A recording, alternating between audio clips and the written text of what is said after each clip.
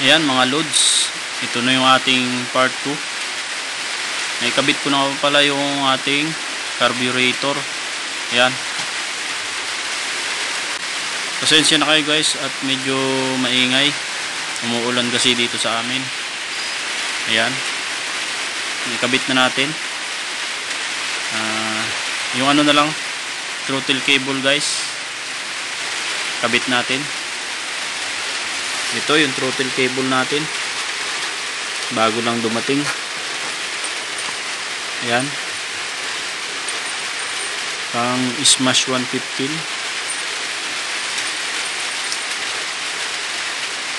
Ayan guys. Ayan, ito yung dulo nya. Ayan.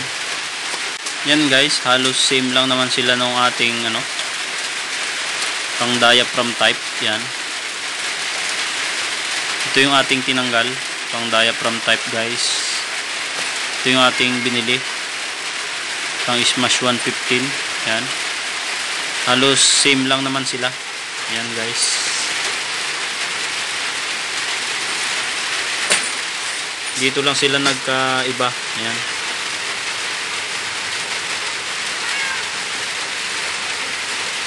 Yan, dito lang sila nagkaiba guys. Kabilang dulo. Yan, tara guys, kabit na muna natin tong ating throttle cable. Ayan, at naikabit na nga natin yung ating throttle cable. Ayan guys, pinadaan ko lang ulit siya dun sa dating yan, sa ating pinagtanggalan ng ating stock na throttle cable. Yan. Yan, saktong sakto lang naman siya. Yan guys, okay na. Sa mga wala pang idea guys, palit ng carburetor or mag-convert ng diaphragm to piston type, ang ginamit ko nga palang intake manifold dito guys, itong sa Shogun 125 na rin. Yan. Pinagkaiba nila guys yung yung lagayan ng ESB. Isa lang guys yung kanyang dito, salpakan. Yan. Hindi katulad ng ating stock na. Yan. Intake manifold natin, bali dalawa. Yan. Ito yung sa ESB. Yan. Ito yung papunta doon sa ating para sa gasolina. Para dito guys, yan, ito. Yan. Para dito yan guys. Yung isang maliit na hose dito. Yan.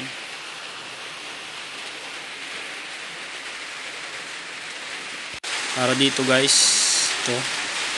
Itong hose na to. Yan. Tsaka ito guys, binago ko ito. Medyo inatras ko guys. Yan, bali isang tornilyo na lang yung ginamit ko.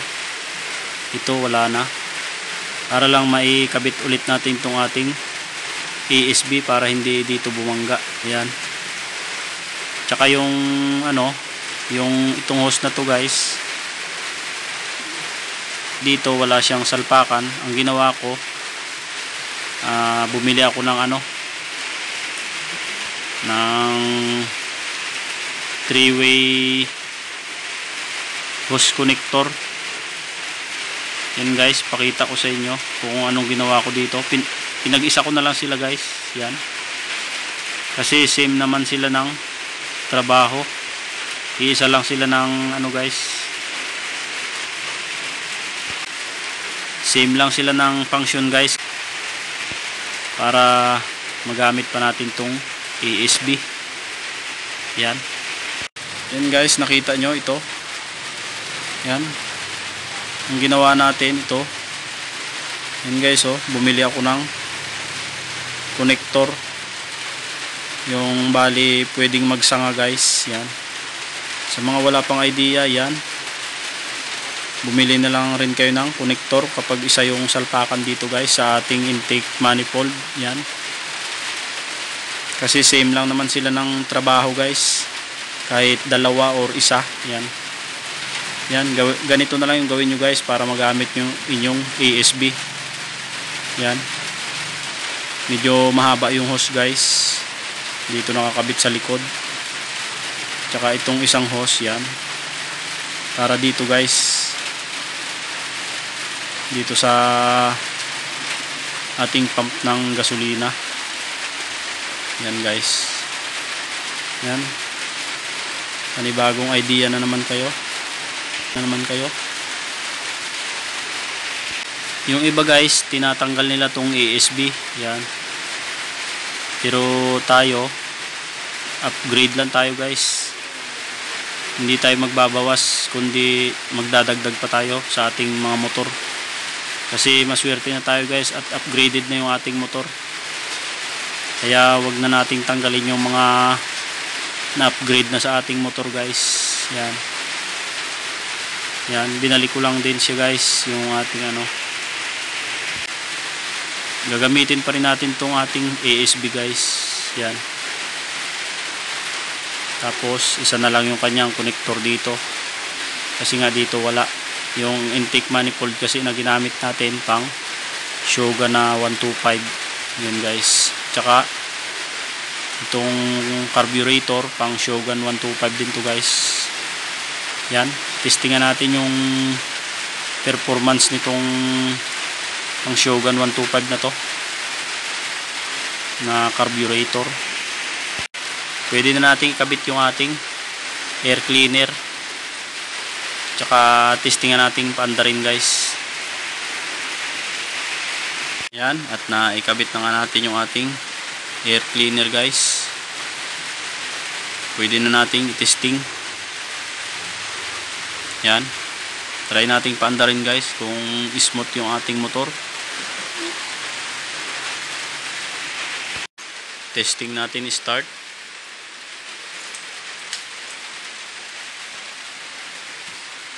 Testing natin yung ating Shogun na carburetor pang 125.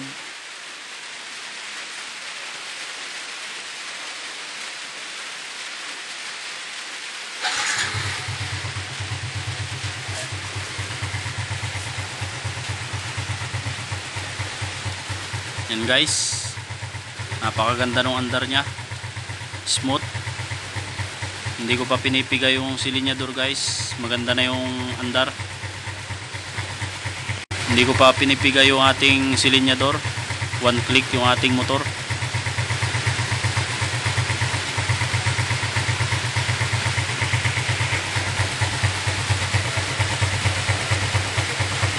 Yan.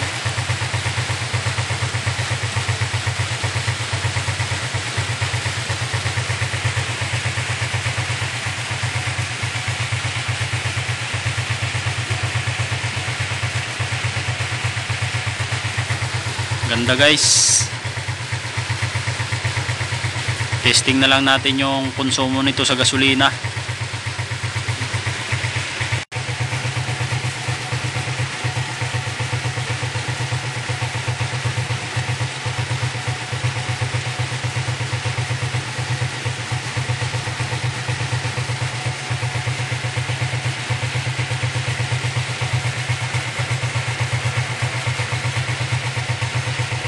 Yan guys, okay na yung ating motor. Maganda naman yung kanyang idle. Yan. Magkatalo na lang sila dito sa ano guys, sa konsumo natin sa gasolina. Testing natin to guys kung matakaw o matipid din. Kung ari itong pang daily use. Yan guys. Hindi naman kasi importante yung pabilisan ng motor guys. Yan. Ang importante ngayon ay patipiran ng motor guys. Patipiran ng konsumo sa fuel dahil nga sa sobrang mahal na ng ating gasolina. Yan. Yan, ito yung ating stock na carburetor. Itabi lang muna natin to kasi kung sakaling ibalik natin at natakawan tayo dito sa ating carburetor na pang Shogun. May choice pa tayong ibalik yung ating stock na carburetor guys. Yan, babalik natin to guys kapag matakaw sa gasolina, kasi nga nagtitipid din tayo. Yan, testing lang natin.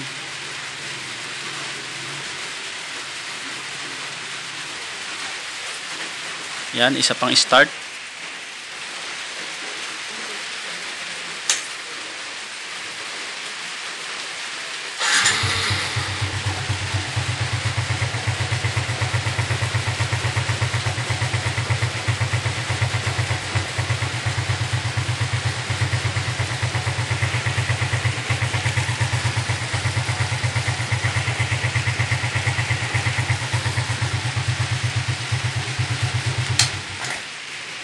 Yan guys, okay na okay yung starting natin.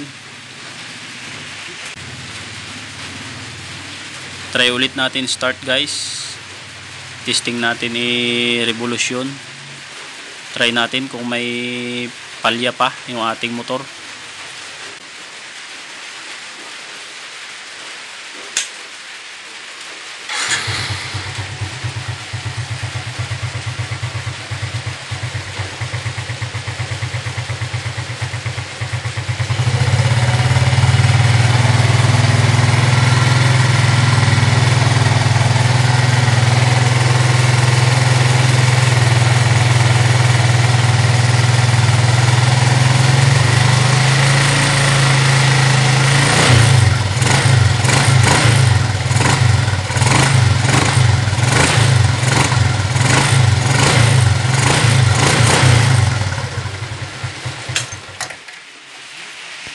Ayan guys, nakita nyo naman yung andar ng ating motor.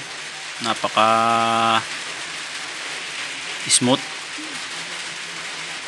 Pag press pa lang natin ang ating starter button, yan, start agad. Hindi katulad dito sa ating diaphragm type. Yan, kailangan pa nating magsilinyador bago umandar yung ating motor. Tsaka kailangan pa nating magpainit ng ating motor, kasi nga kapag hindi pa mainit yung ating makina, medyo may palya yung ating motor guys sa unang andar. Medyo palyado siya guys kapag ating pinatakbo agad yung ating motor. Kaya kailangan painitin pa natin siya kapag ito yung ating gamit. Yan, pag stock carburetor guys, diaphragm type. Pero yung diaphragm type guys, matipid talaga sa gasolina. Yan, subukan na to guys, matipid talaga siya sa gasolina. Try lang natin mag piston type. Wala pa naman akong binago dito guys, hindi ko pa pinagpuputol yung hose natin. Yan, kapag gusto nyong bumalik sa stock, ibalik pa natin guys sa dati, kasi wala naman tayong pinutol na mga hose. Yan, nag-install lang tayo ng ating bagong carburetor pang Shogun. Yan, testing lang natin to guys. Ma-try din natin yung ating motor sa piston type, kung ano ang magiging performance nitong ating motor. Yan, yan, yun lang guys. Hindi ko na muna bubuuin to kasi nagwa-wirings pa ako. Bit pa ako ng MDL guys. Yan, kasi hindi pa tapos yung wirings. Yan, ito nga yung ating dalawang MDL. Ginawan ko lang siya ng bracket guys, kasi nga kapag bibili natin to medyo may kamahalan din. Yan, ginawan ko lang siya ng bracket. Tsaka ito yung ating dalawang MDL.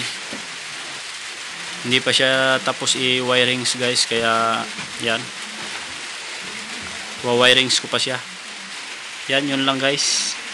Sana ay may nakuha na naman kayong panibagong idea kung paano magpalit ng carburetor nitong ating Smash 115. Yan, sa mga baguhan pa lang. Yan, Sana makatulong ito sa inyo kung paano mag convert ng piston type na carburetor sa ating Smash 115. Yan guys, diaphragm type to piston type. Yan. Yan, sa mga bago pa lang sa aking channel, paki-subscribe nyo naman ako guys. Tsaka pakipindot nyo na rin yung notification bell para lagi kayong updated sa aking mga video tutorial. Marami pong salamat.